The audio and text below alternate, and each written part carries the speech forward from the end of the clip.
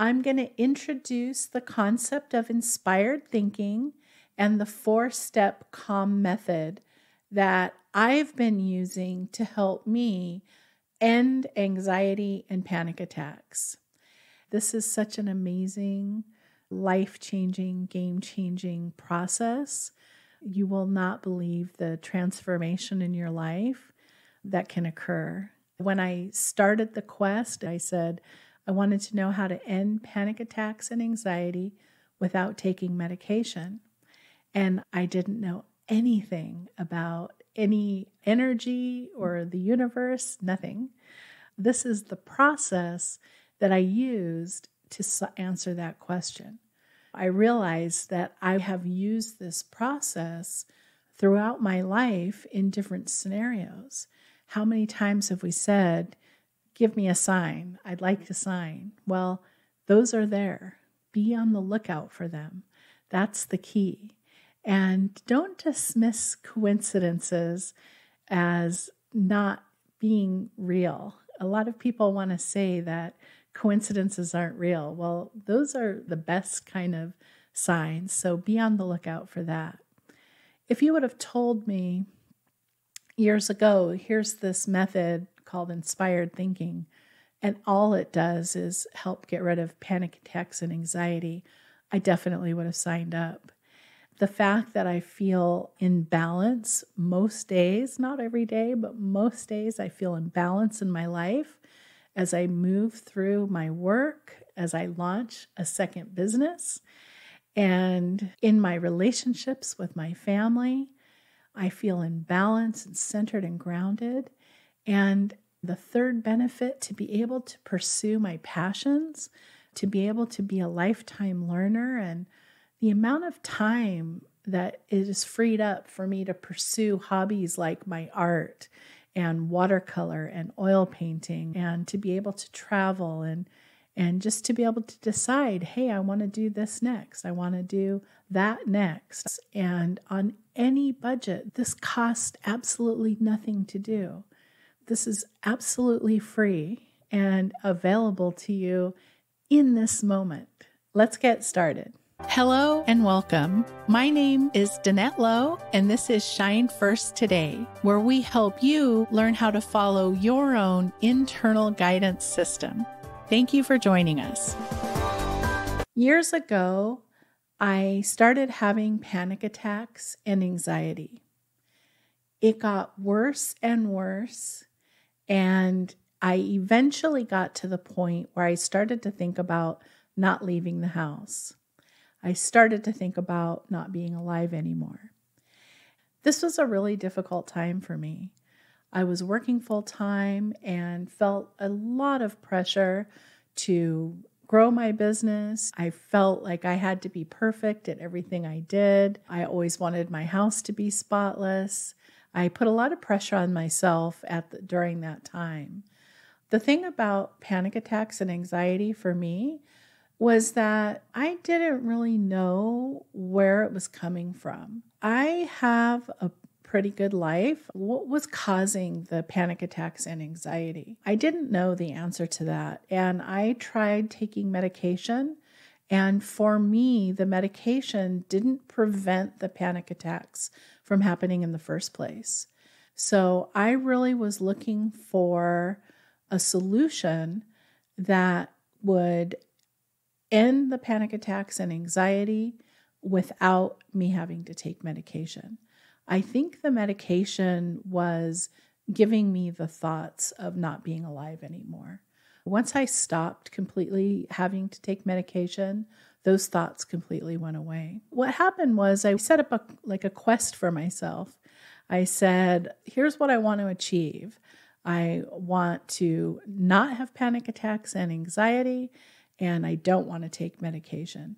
Now, that's what I wanted to achieve for myself. And I started along the path of learning how to meditate. And I would take a class in meditation. And the first time I took a class in meditation, they said, focus on your 7th chakra. And I said, all right, what's that? I didn't know what chakras were.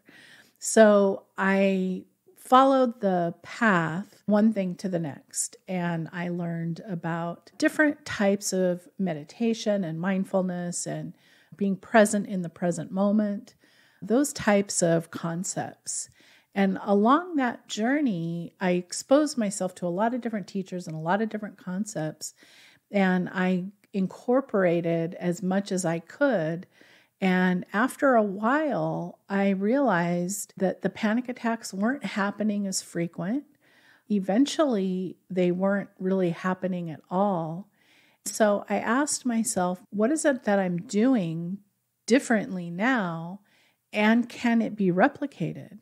I asked myself, could I teach this? The answer to me was yes, that I can teach the method that I used to get rid of my anxiety. I still have stress, and stress is actually good.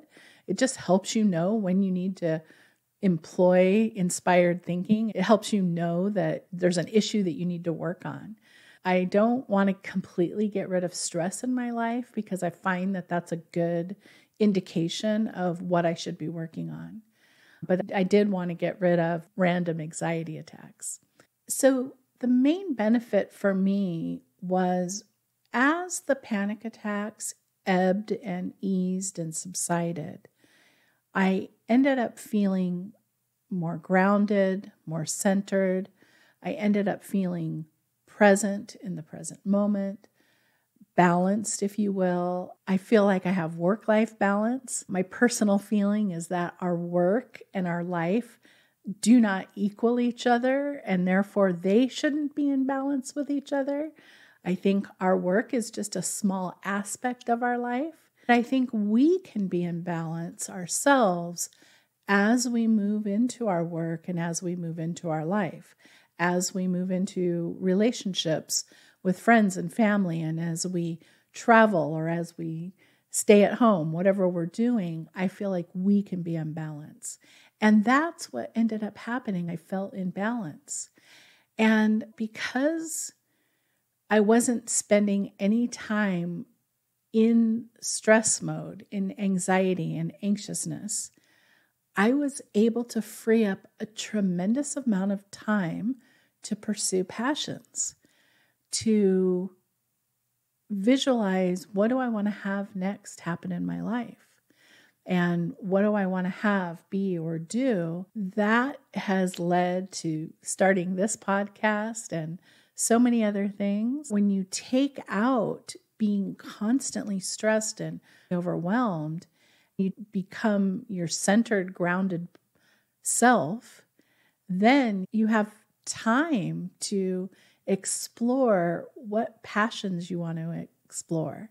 You have time to live your dreams, to pursue your soul's purpose, to do hobbies and travel and work on relationships. You just have an incredible amount of freedom because you've created so much time in your schedule.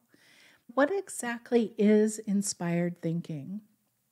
Inspired thinking is the name that I came up with to describe this system that I'm using. Inspired thinking is like critical thinking, except I use my heart instead of our brain to make decisions. How is that different? Well, our brains are using something called fight or flight to make decisions. There's actually like 4 of them. There's fight, flight, freeze, fawn, and I actually heard someone say freak out was another one. And those are the 4 or 5 ways your brain is making decision. So when you have a problem and you don't know what to do, your brain, because we have so much time, our brain is designed to give us like split-second life-saving decision making. And what we're doing is we're applying, what should I do about my coworker? What should I do in my relationship? What should I do with a family member? And we're taking a situation and we're applying this fight or flight mode to it. And what the brain will typically do is give us all 3 or 4 options. It'll say fight, it'll say flee, it'll say freeze. It doesn't know what the optimal solution to our problems are. Our heart, on the other hand, is also capable of decision making. And our heart center, the center of us, is the part of us that's connected to the energy of the rest of the world. We are energetic beings. We are made up of energy. We have the ability to access the optimal solution through our energy, through the energy field. This is part of our biology. This is something that is available to all of us, regardless of what our belief system is. We can have access to our heart center, which is accessing our own internal guidance system. If we think about the way the universe is communicating with us, sometimes we have little coincidences and little moments and saying, oh, that reminds me of this or that reminds me of that.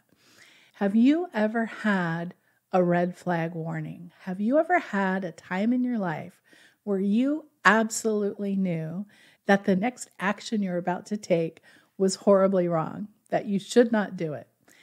Those we call red flag warnings. And what I realized is, as I went through my own journey, is that the red flag warning is equivalent to the universe screaming at us.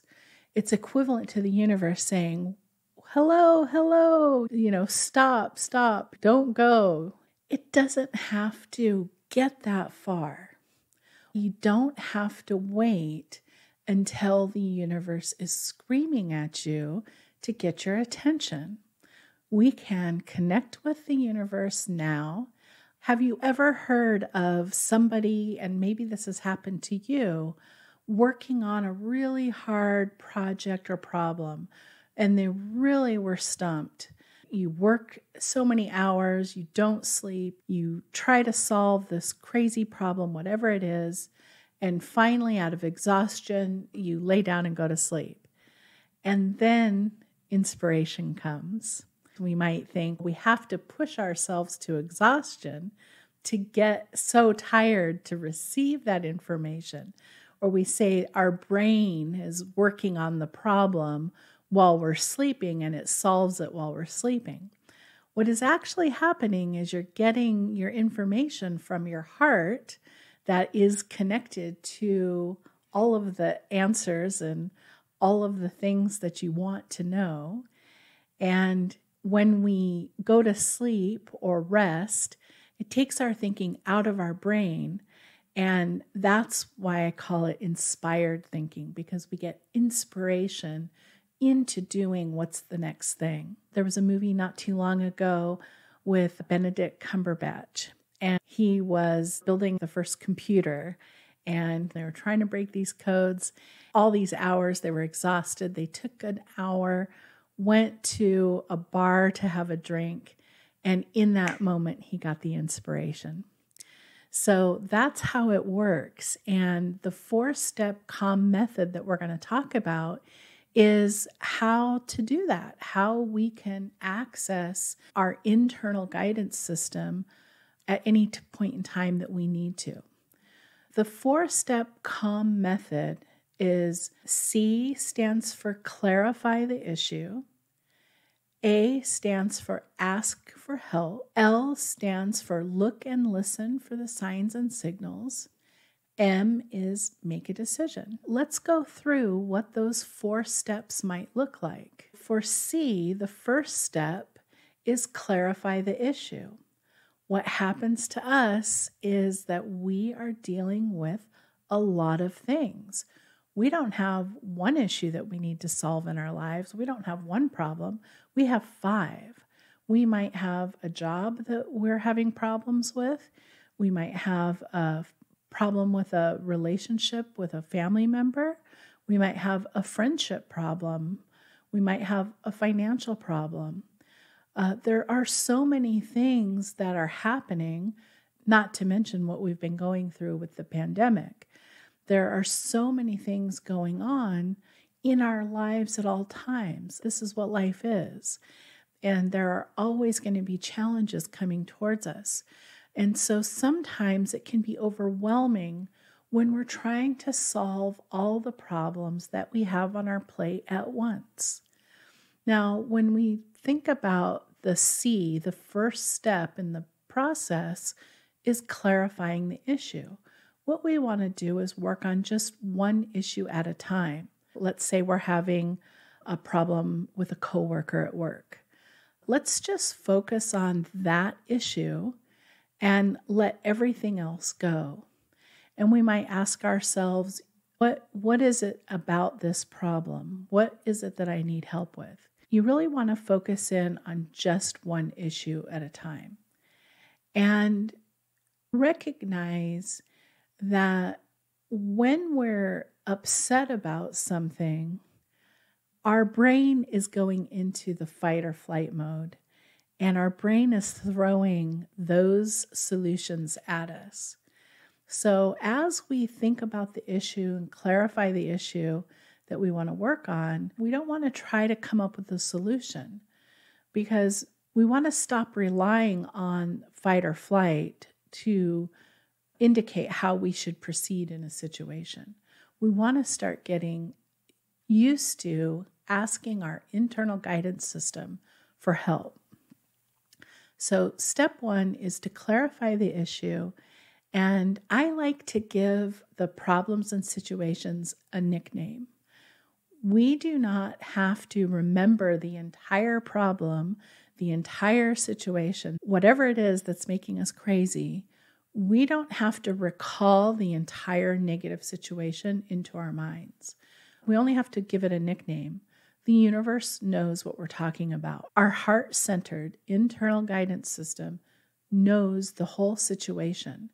When we relive a memory, either good or bad, our brains actually can't tell the difference between a memory and a real-life event. And that's why it's so important to clarify what you want help with and to simplify the issue by giving it a nickname. Number two is to ask for help, ask for guidance. How do we do that? Yes, we can meditate. Yes, we can sit down and calm ourselves and close our eyes. And yes, we can meditate. But honestly, a lot of us don't have that kind of time. We don't have the time to spend 20 or 30 minutes to get into a really meditative state. It's great to try to get centered and grounded, but it is not necessary. It's not a requirement. Life is busy, and the universe understands where we're at. So who are you asking for help? Well, the who you're asking for help is whoever you want it to be, whatever you want to call it, whatever you are comfortable with. You can say universe, you can say spirit guides, you can say higher self. You can do whatever you want in this situation. It works no matter what. I find that when I'm dealing with a really tricky situation, I will say, Dear God, universe, spirit guides, angels, masters and teachers, quantum realm, whoever is out there listening and willing to help, I have a situation and I need help with it. Sometimes I'll just say, please help. So have fun with it. Make it customized to you. It will work no matter what you pick. This is biological, meaning you have access to this. There's no threshold that you have to pass. You don't have to be worthy. It doesn't matter what mistakes you've made in your life. You have access to this internal guidance system, and it will help you. And it's available to every single person. And so to summarize for step 2, ask for help, ask for guidance, you can write it down on a piece of paper and say, Dear whoever you want, I need help with, and write down the nickname of the problem. If you don't have access to write something down, you can think it. You can think the question. As you practice and do it a couple of times, it'll become secondhand. Number 3 then is look and listen for the signs and signals. Now we wait and look around for the answer to the question. So, how do the answers come? This is absolutely the funnest part of this process. Now, the universe is going to communicate to you the answer to your question. It's going to tell you what the next step is. And one of the most common things when you sit down and work with a problem that you're having is that you don't have all the information you need to make a decision. You need to learn more. So go back and see what you need to find out. And now as you interact with your friends and family, you're not going to say, what do you think I should do? What you're going to do is you're going to call up your friend who you know was in a similar situation. And you're going to ask your friend, what did you do when you were faced with this situation? You're not going to ask what anybody thinks about what you should do in your own life with your own life experiences. When you say to someone else, what do you think I should do? They respond with what they think they would do in an ideal situation given their life experiences. And it is no wonder we're all suffering from so much anxiety and stress. When we're talking to our friends, we're seeking out our friends who have gotten through a similar situation and ask them, how did they do it? And trust me, every situation that any of us are in, someone else has gone through it and come out on the other side successfully. And you can too. So this part to me is so much fun because you're just waiting to see what information is going to come to you. And you don't have to worry about anything. You don't have to agonize over everything. You don't have to worry about the problem. You don't have to remind yourself of the problem you're facing. You have asked for help. The universe is on it. It's going to provide you with help and answers. And you're going to learn how to communicate with your internal guidance system that you have. Now it's time to make a decision. Here's the next step that I'm going to take in this difficult situation. I call step 4M for make a decision. What's going to end up happening is you're going to begin to trust this process because you're going to decide to take a next step. So let's say you had a problem with a coworker at work, and based on the information you got, you decide you're going to have a conversation with the person and express your feelings. We don't worry about thinking about planning what we're going to say. We just schedule the meeting with the person and say, hey, I'm feeling this way about this situation. I'd like to get your input and see what you feel like and see how it goes. And then either the problem or issue is going to get resolved, or it's going to bring up a new issue and you go back through the process again. You're going to get more information. But at no time during the process do you have to worry about the problem because you clarified the issue in step 1. In step 2, you asked for help. Say, I need help with this. You gave it a nickname.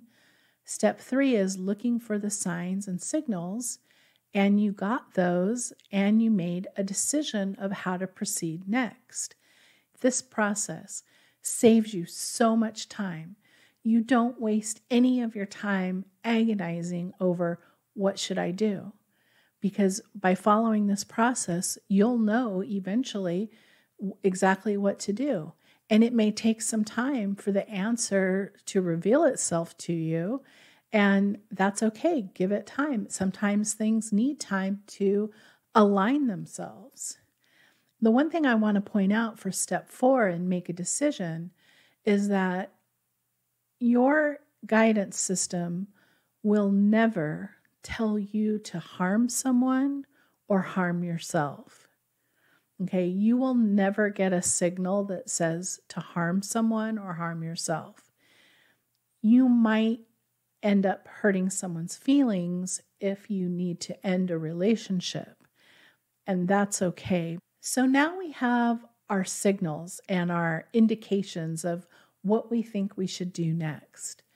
We want to be neutral when we're receiving the information. If you have a problem, out of the possible solutions, there's probably one you favor over others. You might be pulling for that solution. Does that make sense? Like your brain might want one thing more than another, but the universe is going to give you the optimal solution. You will only be getting information that is going to help you take the next elevated, inspired action. And when you do this 4-step process, it is mind-blowing how much time it saves you. You can do this, practice with something easy, do it 2 or 3 times, and then start bringing in the bigger challenges, right? And you will be amazed at everything that opens up in your life. The amount of things I'm able to pursue now because I don't have to worry about anxiety. I don't have to worry about panic attacks. And I'm in this wonderful place where you have all of these options. And it's because of this method. It's because of doing these 4 steps. So what are the next steps? I'm putting together a masterclass for inspired thinking. And that is going to go into very great detail. We will have a link in the description below to sign up for the masterclass. I want to make this information available to you at whatever level you want to receive it. We are doing a membership program, and each month we're going to focus on a specific topic. This month happens to be creativity. We're going to talk about how adding creativity into our lives benefits us and our internal guidance system. I hope you consider joining us for that. I'm also offering a limited amount of individual one-on-one coaching if you would like to work on a one-on-one basis. If you have any questions, please reach out to us. Please email us or put some comments below. I'd love to know if you're willing to try this, and if you have had experience with asking for guidance, how's that gone for you? If you have any stories that you'd like to share, we would love to hear them. I hope that you enjoy incorporating inspired thinking into your life. Thank you so much for listening. Thank you so much for being with me today, and I hope you have a wonderful day. If you're looking for more support on your journey and you want to join a lovely community of like-minded people, please head over to our website at shinefirsttoday.com. We have a number of resources to help guide you on your journey. I'm sending you light and love. I hope you have an amazing rest of your day, and I look forward to seeing you in the next episode.